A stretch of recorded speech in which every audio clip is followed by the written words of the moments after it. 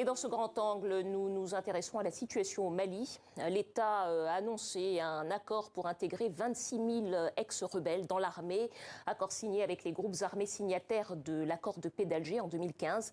L'objectif est d'arriver à une armée nationale restructurée et plus représentative des populations du Nord notamment. Alors que les attaques se rapprochent de la capitale, comment relancer la paix au Mali? Sédi Kaba, bonsoir. Bonsoir. Merci d'être avec nous. Alors vous êtes journaliste, spécialiste du Sahel et auteur d'un essai intitulé Mali, notre Afghanistan à nous. Alors peut-être un rappel de la situation sécuritaire. Ces dernières semaines, on l'a vu, les attaques se sont multipliées, notamment l'attaque au camp militaire de Kati, à 15 km de la capitale. Question sécurité, où en est le Mali?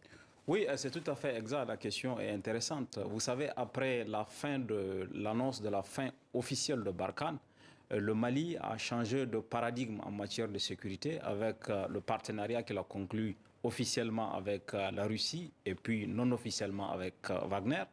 Le pays s'est mis à avoir une démarche plus offensive. C'est l'armée malienne qui allait vers les groupes terroristes pour les attaquer dans leur base.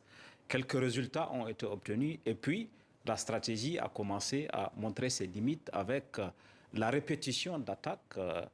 Plusieurs attaques ont été perpétrées ces derniers mois, et des attaques répétées, coordonnées, plus sophistiquées et qui traduisent une extension territoriale de la menace. Parce que jusqu'ici, les attaques étaient sur le nord, la frontière, la zone des 3 frontières, Burkina, Mali, Niger, le centre, et maintenant elles sont descendues vers le sud avec d'abord l'attaque qu'il y a eu à Saint-Aguila, à 50 km de Bamako, ensuite l'attaque de Koulikoro qui est non loin de Bamako, et puis dernièrement l'attaque qu'il y a eu à Kati, qui est quand même une ville emblématique, c'est la ville garnison, c'est là où réside le président, et qui se trouve à moins de 20 km. Donc globalement aujourd'hui, il y a, disons, une dégradation de la situation sécuritaire au regard du nombre d'attaques, de leur caractère beaucoup plus sophistiqué et du nombre de victimes qu'elles provoquent. Alors justement, cet accord qui est annoncé d'intégrer prochainement 26 000 ex-rebelles dans l'armée nationale, est-ce que c'est plutôt une bonne nouvelle, même si je précise que ces ex-rebelles sont des membres des groupes armés qui ont signé les accords de paix d'Alger en 2015? Il n'y a pas de lien évident entre la signature d'aujourd'hui et le contexte sécuritaire lui-même. Cet événement est une sorte de rattrapage de retard pris dans l'application de l'accord d'Alger. Depuis environ 5 à 6 mois, on attendait cette réunion décisionnelle qui vient d'avoir lieu à Bamako et qui a mis en présence les groupes armés et l'État malien avec la facilitation des garants de l'accord. Et on est arrivé à ce résultat d'intégrer immédiatement dans les prochains jours 13 000 combattants et puis 13 000 autres combattants à l'horizon 2023-2024. C'est une avancée de l'accord parce que l'accord avait jusqu'ici pris de retard à la fois pour des raisons internes au Mali, les 2 coups d'État qu'il y a eu, l'instabilité aussi, et puis les mauvaises relations que le Mali a eues avec les différents acteurs et aussi le contexte extérieur puisque l'Algérie qui était le garant de l'accord avait un moment de préoccupation sur le plan de l'agenda intérieur. Mais soyons clairs, Sédic, cet accord n'aura, d'après ce que j'entends, n'aura aucune conséquence positive ou négative sur la recrudescence des attaques dans le pays. Ah, pas dans l'immédiat. L'accord d'ailleurs, il faut voir sa mise en œuvre parce que après l'accord de principe sur l'intégration, maintenant, il faut cantonner les 13 000 soldats qui vont être intégrés, les 13 000 ex-combattants qui vont être intégrés. Ensuite, il faut leur assurer une formation. Ensuite, il faut les intégrer. C'est un processus qui va prendre du temps, qui n'aura pas d'impact sur l'amélioration de la situation sécuritaire. Au contraire, ce qu'il faut savoir, c'est qu'au moment où l'accord d'Alger a été signé, le contexte sécuritaire n'était pas aussi dégradé. Et aujourd'hui, la question du cantonnement se pose. Parce qu'au moment où on va cantonner les ex-combattants, il y a les groupes terroristes qui sont autour. Et on a vu sur la zone des 3 frontières, avec l'affrontement qu'il y a entre le MSA et le Gatia, qui sont signataires de l'accord, et l'État islamique au Grand Sahara, que la question du cantonnement va être un vrai défi pour les parties prenantes de l'accord d'Alger. Alors, vous l'avez évoqué tout à l'heure, les mauvaises relations des autorités maliennes avec la communauté internationale, la France, la MINUSMA également. Je précise que les États-Unis ont demandé le départ de leurs ressortissants non essentiels. Est-ce qu'on peut dire que les autorités maliennes sont aujourd'hui dans une espèce d'isolement? Oui, il y a en tout cas une mauvaise stratégie. La stratégie d'ouvrir plusieurs fronts à la fois les met dans une situation presque inconfortable sur un plan diplomatique. À part le Togo, où ils ont encore une oreille attentive, les autorités maliennes n'ont pas de relations très fluides avec les autres partenaires de la région, à savoir la CEDEAO, même s'il y a eu un petit dégel avec l'annonce du chronogramme de la transition avec la CEDEAO, mais il y a encore des points de discussion qui sont en suspens. Avec le G5 Sahel, comme vous savez, le Mali a officiellement annoncé son retrait du G5 Sahel. Avec les voisins nigériens et ivoiriens, les relations ne sont pas bonnes.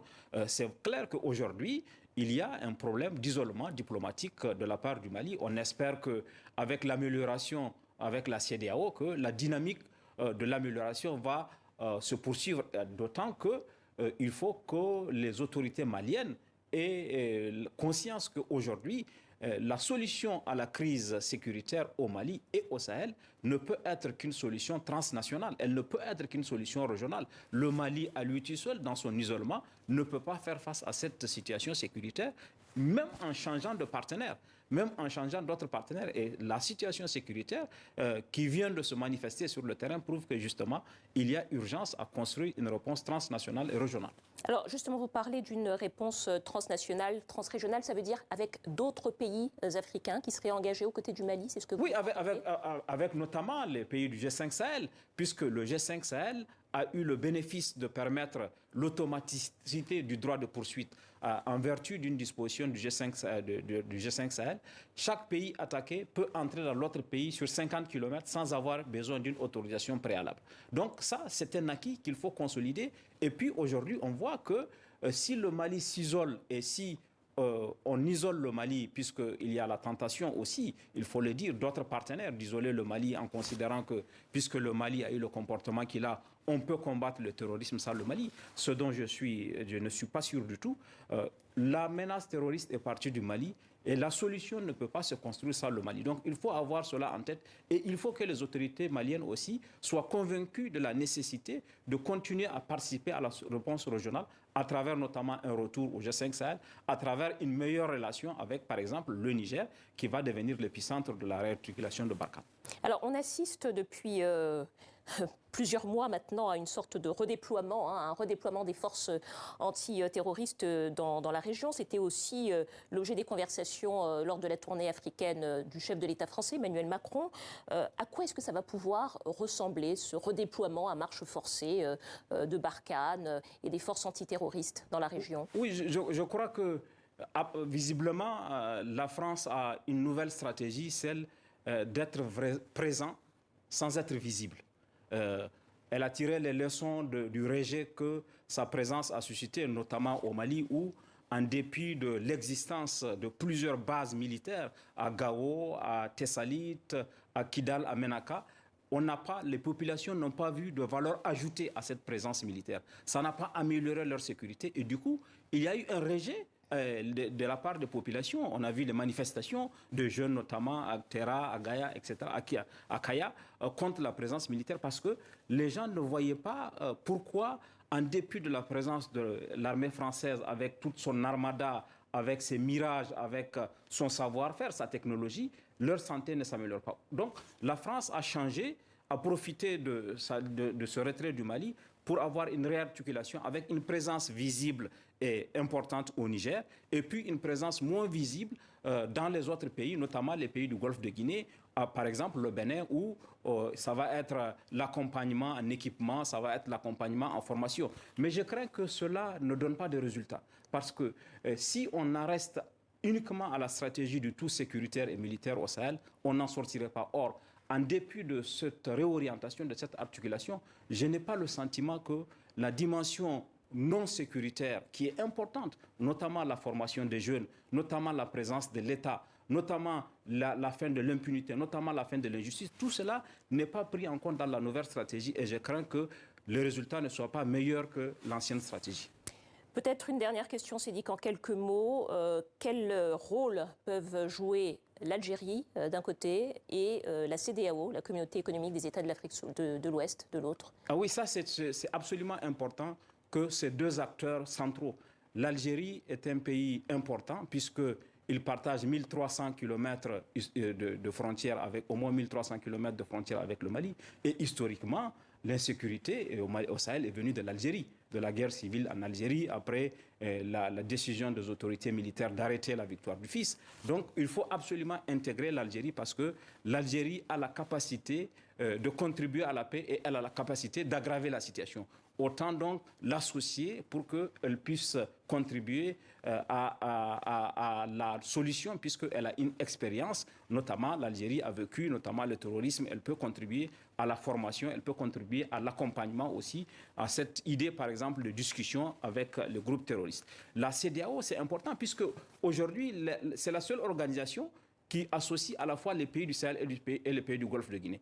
Puisque la menace a débordé le Sahel pour arriver au Golfe de Guinée avec les attaques successives que le Togo a connues, que le Bénin a connues et que peut-être le Ghana pourrait connaître, il faut absolument une organisation comme la CEDEAO qui soit pour prendre en charge la question, la solution transnationale, la solution régionale, et puis pour qu'elle puisse mobiliser la solidarité inter-États. Un pays comme le Burkina, par exemple, est dans une situation où il a besoin en urgence de la solidarité des autres pays pour envoyer des moyens multilatéraux aussi, et la CEDEAO aussi a la capacité de mobiliser de l'argent, de lever de l'argent que le G5 ne peut pas faire. Merci beaucoup, Seydi Kaba, journaliste, auteur. Je rappelle le titre de votre dernier ouvrage, Mali, Sahel, notre Afghanistan, chez Impact Éditions.